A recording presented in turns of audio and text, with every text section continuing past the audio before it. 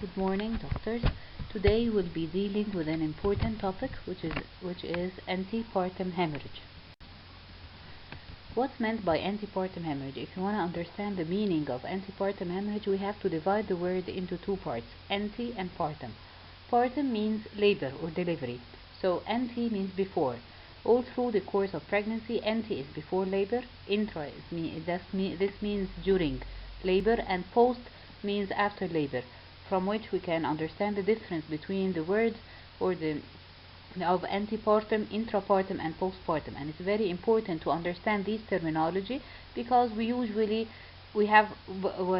the doctors are dealing together, we have to understand this terminology. So antepartum means that we are antepartum hemorrhage, we're having a vaginal bleeding before delivery. But if you're going to divide the course of pregnancy, we actually know that we divide the course of pregnancy into 3 trimesters. First trimester up to 13 weeks, the second trimester up to 28 weeks, and the third trimester till 40 weeks. But still there is another classification. It's according to the fetal viability. What's meant by fetal viability? Fetal viability that's the ability of the fetus to survive in the extrauterine life. If we're going to deliver this fetus, this fetus can survive extrauterine, and actually it differs according to the neonatal facilities and the pediatric and the neonatal ICU facilities from one country to another. It's mentioned to be from a range from 24 to 28 weeks. In the more advanced, in the developed countries, it may be a little bit before this age. In the developing countries, it may be beyond or after this age, but it's of an average of 24 weeks. Before this age, whenever there is delivery or termination of pregnancy, it is considered an abortus. Okay, so and before this age, this is considered early pregnancy or the first half of pregnancy.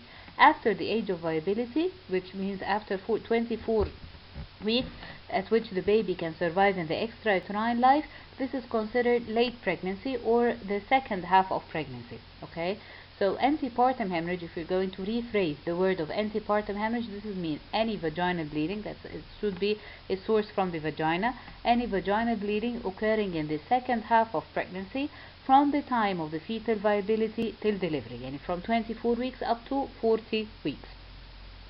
This vaginal bleeding in most of the conditions, or almost 99% of the cases, it's of maternal origin and rarely to be fetal origin. Then comes the next question: why are we considered of this topic? Simply because antepartum hemorrhage is one of the most important and acute obstetric emergencies. It's one of the leading causes of maternal and fetal morbidity and mortality, especially in countries like ours and the developing countries. So it's a crucial topic. So we have the 3 categories: obstetric causes, gynecological causes, general or systemic causes of antepartum hemorrhage. It should be noted that we should highlight or be aware of the details of the obstetric causes because these causes that we are meant of. And we have 2 main categories for obstetric causes: placental abruption, placenta previa, and a remote or a very rare condition, vasa previa, that will be discussed later. As for the gynecological causes, for example, vaginal trauma, any vaginal lesion, whether inflammatory or malignant, benign cervical conditions, inflammatory lesions, polyps, cervical cancer during pregnancy, although it may occur, but cervical cancer or malignancies during pregnancy are extremely rare. For the general or systemic causes, which means something that is generally or systemically affecting the lady and coincidentally occurring while during she is pregnant. For example, if she's cardiac and taking anticoagulant therapy, if she's having some sort of platelet dysfunction like immune thrombocytopenic purpura, if she's severely uncontrolled hypertensive, if she's having a blood disease, a general condition affecting the friability and the fragility of the blood vessels. Again, we have to highlight upon the most important or the most crucial conditions affecting or leading to antepartum hemorrhage, which are placental abruption and placenta previa. Today, in our topic, we will highlight the condition of placenta previa. What's meant by placenta previa, or what's the definition of placenta previa?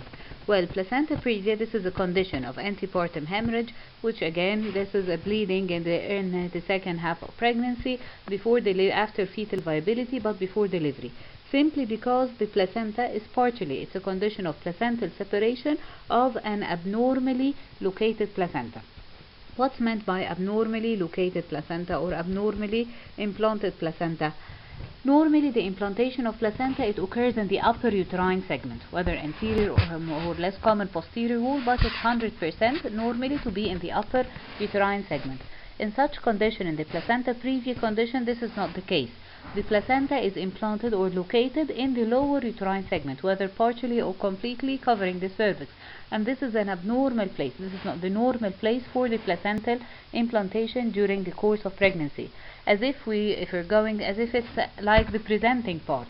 It is between the fetal presenting part. It lies between the fetal presenting part and the cervix.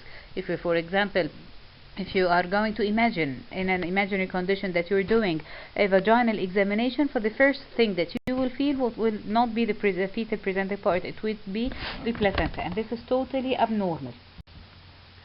This is a diagram to show that the uterine cavity, okay, and the cephalic presentation, and the placenta is present in the lower uterine segment, intervening between the fetal presenting part and the cervical os.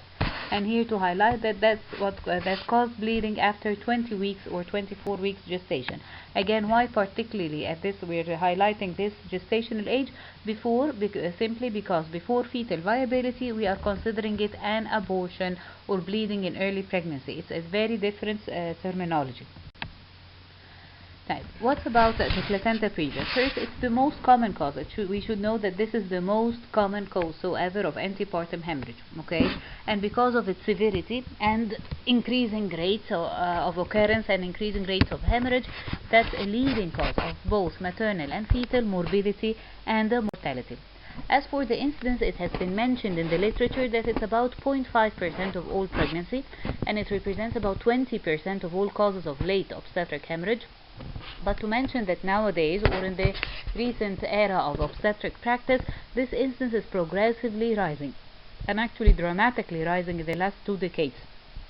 Maybe because of several risk factors, the most important of which is the increasing maternal age. We are now facing more advanced maternal age during pregnancy, becoming pregnant, and the most important of which is the increased incidence of repeated cesarean section all over the world, and in our country in particular. There is a tremendous increase of the repeated cesarean section, and this adds more to the defective placental implantation which may occur at the lower uterine segment. As for the risk factors, if you can see here in this table, you can simply understand why in our community the rates of placenta previa are increasing. Because simply smoking, prior uterine surgery, multiparity, the advanced maternal age more than 35 years, the low socioeconomic status, the short interpregnancy intervals, the infertility treatment, the multiple gestation, we are facing actually in every day obstetric practice these conditions in our community. So this is a very reasonable explanation why we are having an increasing incidence for placenta previa, because simply we possess in our community too many risk factors for the occurrence of such condition. As for the mechanism of bleeding, the site of the placenta explains why in such condition there is what's called unavoidable separation of the placenta. It's something similar to inevitable abortion. Unavoidable, it's inevitable. It will happen, so no matter what. Because of the site, there will be at some certain point, whether recurrent or just in one attack, separation of the placenta, simply because it is implanted in the place that will going to stretch normally during the course of pregnancy. And the upper uterine segment will be static, but during the occurrence of labor, at the onset of labor and the dynamic process of labor, it's quite normal and physiological that the lower uterine segment will be stretched and will be increased.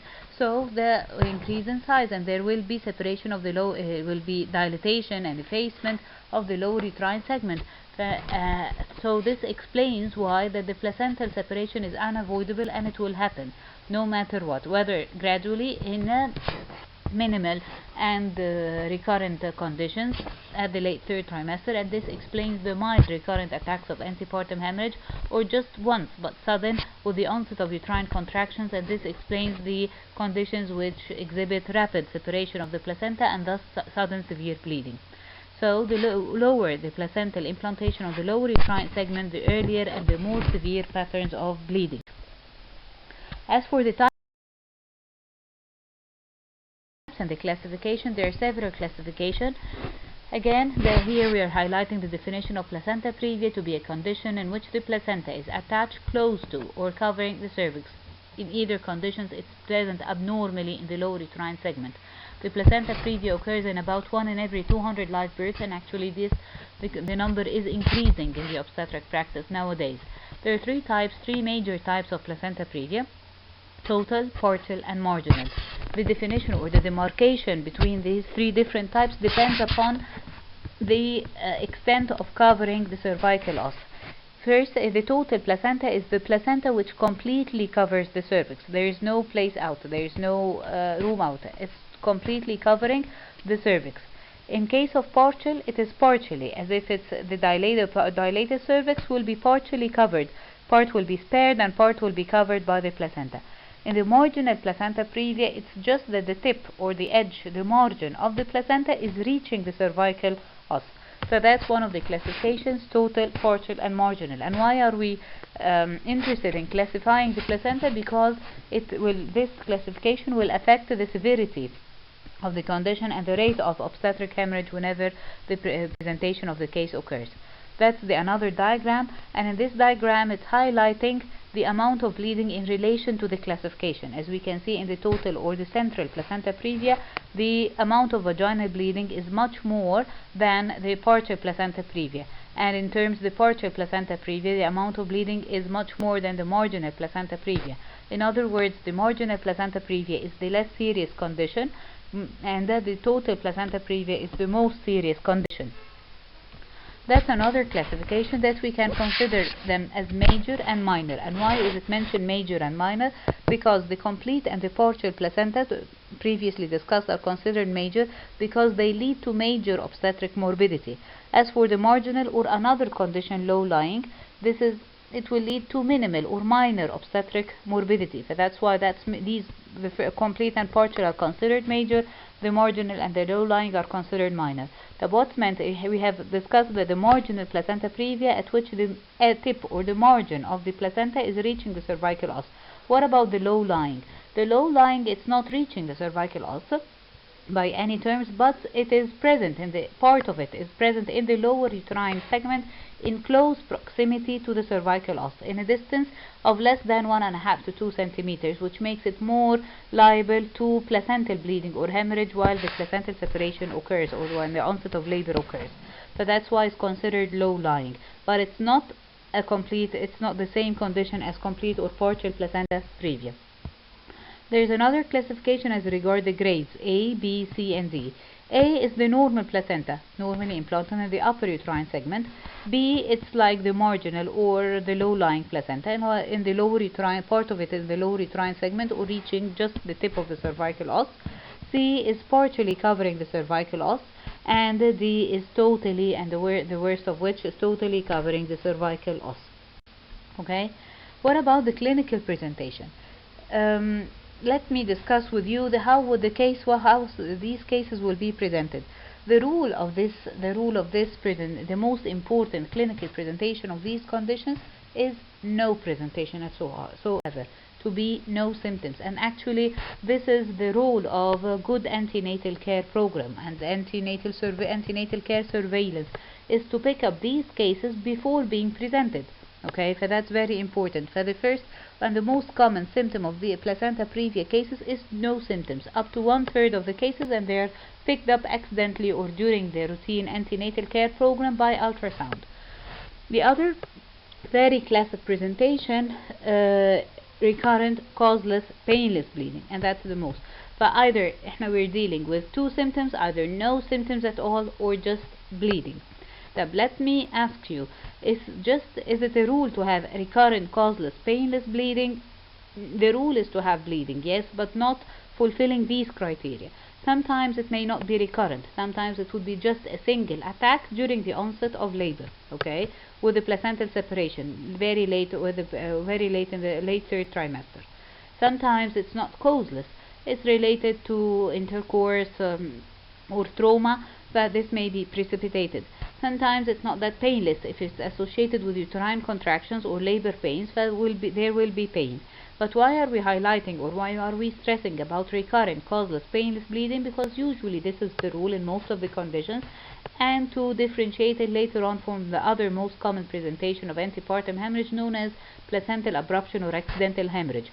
So you have to keep in mind that we are having either no symptoms at all, and they're just discovered by ultrasound during the antenatal care program, or bleeding, which in most conditions recurrent causeless painless, although that won't be the rule in every single case. What about the examination of such cases? In examination of these cases, we have to, in any obstetric case you have, or any clinical case, you have to pass through systematically, not to miss the general examination. You shouldn't be rushing to the obstetric examination, not to miss the general examination. In the general examination, it will be related to the amount of bleeding, and that's very important, that the general maternal condition is closely related to the amount of bleeding. There is no discrepancy between the maternal condition and the amount of bleeding. By which we mean, if she's just having a mild attack of antepartum hemorrhage, you may find nothing significant at all. The patient would be fine. But if she's having severe bleeding, severe antepartum hemorrhage, the patient will be entering in hemorrhagic shock. So you have to check the blood pressure, the pulse, the temperature, the respiratory rate, the conscious level, the urine output, all these important signs to assess the status and the degree of shock. Okay, but again, you have to understand that the patient's general condition is related or proportionate, directly proportional to the amount of bleeding. And not to miss again that if there are any other comorbidity, if she's pale, if she's having a cardiac condition, if she's having any other associated comorbidity. As for the abdominal and the obstetric examination, the routine obstetric examination, actually in these conditions you will find nothing significant. Maybe you will find that presentation being a common association with placenta previa, but that's not the rule. The rule is that you're having nothing significant. Why am I stressing upon this point? Again, to differentiate it between the other condition, the other serious condition, accidental hemorrhage. By which I mean I'll be having nothing significant. The abdomen is lax, I'll be feeling the feeling parts. There's nothing remarkable by abdominal examination. The last step, am I going to proceed to vaginal examination? And the answer is no. You shouldn't. A vaginal examination shouldn't be attempted in these conditions, because whenever you are doing a PV, as I mentioned in the first slides of the presentation, you won't be feeling the presenting part. You would be feeling the placenta. So this aggressive maneuver may provoke severe uncontrollable bleeding, so it's better to be avoided, especially that it wouldn't add more to your diagnosis. We are going to reach the diagnosis by other advents of means of other measures. This is the ultrasound. The diagnosis of these conditions is the gold standard of diagnosis of placenta previa is the ultrasound, the abdominal and the transvaginal ultrasound. Lately, in the past, we used to mention that it's just only the transabdominal ultrasound to delineate the placental location. But more recently, it's been considered to do the transvaginal ultrasound safely to better delineate the placental location and its relation to the uterine wall and the bladder, and to exclude the abnormally invasive placenta. That's a diagram showing that we're doing transvaginal probe, how to delineate the position of the placenta in relation to the cervix. For example, if you can see here the diagram A, you can see that the placental edge is just the placental edge reaching the cervical os, as if it's a marginal placenta. But if in diagram B, it's part of the placenta partially covering the cervix, which means that's a partial placenta previa. In diagram C, we can see that the placenta is totally covering the cervical os, which means this is a total placenta previa. But in the three conditions, this is an abnormally implanted placenta, because in the three diagrams A, B, and C, the placenta is present in the lower uterine segment. It's not in the normal location of it, which is the upper uterine segment. So in the three conditions, this is a case of placenta previa with the different classifications. That's another diagram showing in the first diagram, the one on the left side, here showing the placenta, and it's written that's the placenta and that's the cervix, and activating the Doppler. Okay, and in the other one with the lines showing the baby. You're trying to imagine the baby, and the placenta is in totally covering the cervix. In the first diagram, the placenta is as if it's partially covering the cervix, but in the second one, the placenta is completely covering the cervical os. That's another diagram. The one on the left side with the one with the headed arrow, that's the cervical os, delineating the demarcation between the cervix and the placenta, and the one with the arrow with the line, that's the fetal part. Okay, and the other one is the lining the placenta as well, covering the cervix.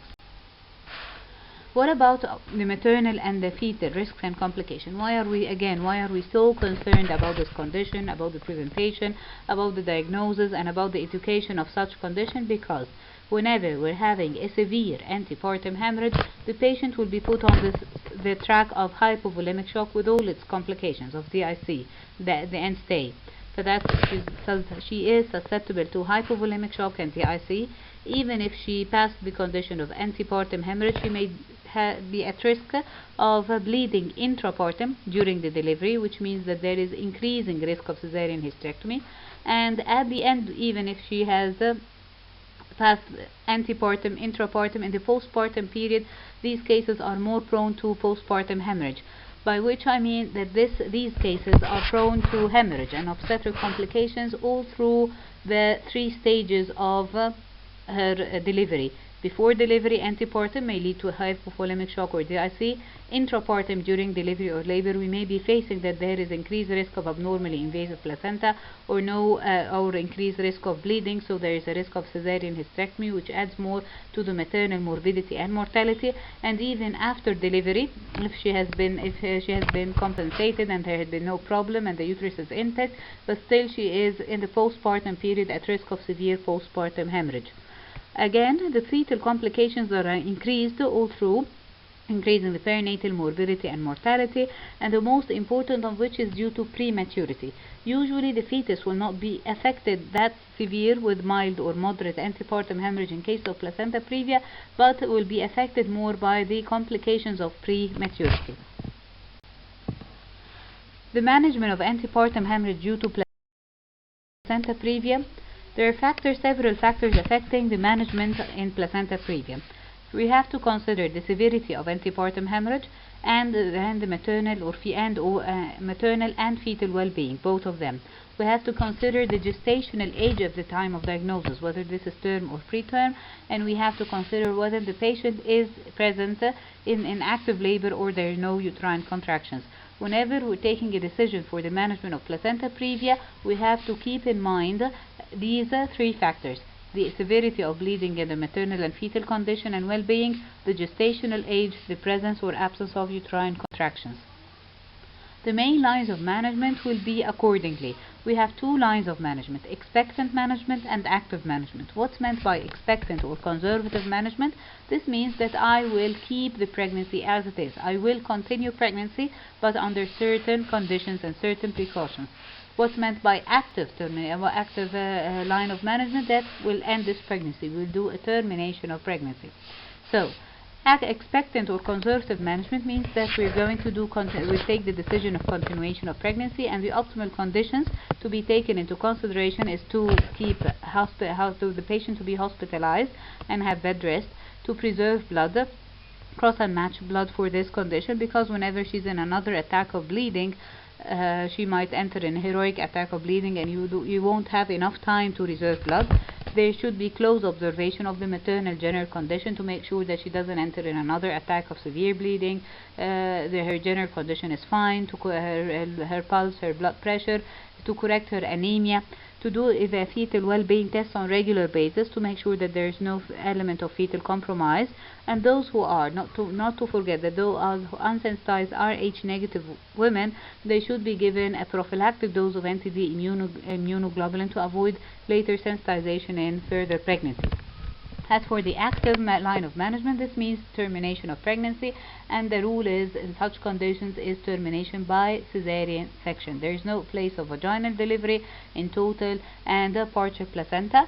Sometimes some physicians would advocate a trial of vaginal delivery in certain conditions that such as lateral placenta previa. The lateral placenta previa, the one is which it's part of the placenta is present in the lower uterine segment, but it's not related by one mean or another to the cervix. It's just in close proximity of the cervix, but provided that there is minimal bleeding. The rule is whenever you are having a placenta previa is to do delivery by, and you have decided to take the active line of management, is to do delivery by cesarean section.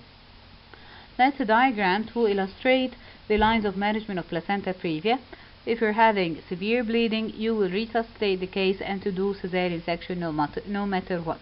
If you're having a moderate amount of vaginal bleeding, you reassess the gestational age. If it's beyond 34 weeks, you will do cesarean section no matter what. If it's before 34 weeks, you will resuscitate and give a time for steroids to avoid the complications of prematurity and reassess. If the case is unstable, you will back to immediate cesarean section. If the case is stable, you will go for conservative care. What about if the patient has mild vaginal bleeding? You will look for the gestational age. If it's beyond 36 weeks, you will go for cesarean section no matter what, even if she's stable, even if she is having mild vaginal bleeding, but you will do cesarean section for the fear of that the patient may enter. You will not have any added advantages for the conservative management in one way, and in the other you will be afraid. You won't be waiting for another attack of vaginal bleeding that may be severe. But if the gestational age is less than 36 weeks, you will go for the conservative management so far that the condition is stable and still there is having abnormally invasive placenta is a very serious condition, which means that there is abnormal invasion to the placenta through the uterine wall, and subdivided into placenta accreta, increta, and percreta.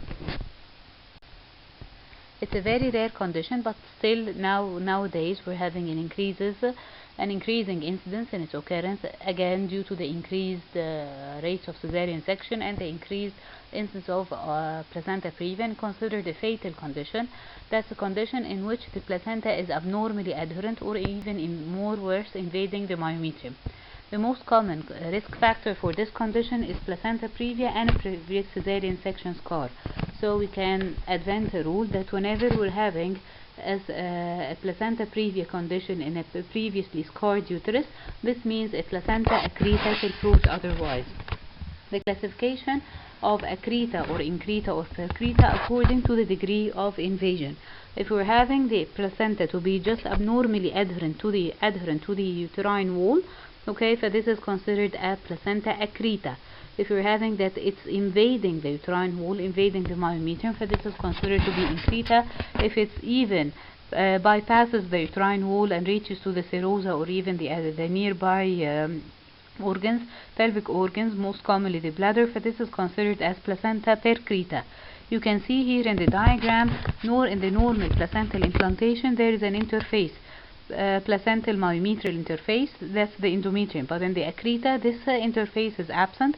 In the increta the placenta is invading the myometrium, and in the percreta it bypasses even the myometrium and the serosa to the nearby pelvic organ. That's another diagram showing the normal implantation of the placenta. You can see that there is a sonolucent area, or there is an interface between the decidua basalis and the uterine myometrium. Okay, but this interface is lost in case of accreta, invaded and up to the extent of the myometrium in the increta condition, and bypassed up to the serosa and the nearby organ in the percreta condition. The diagnosis: such condition need a second level expert ultrasound, whether a 2D or a 3D ultrasound and color Doppler, plus or minus MRI. MRI is not routine whenever we're having expertise and a good machine with Doppler, except in certain conditions.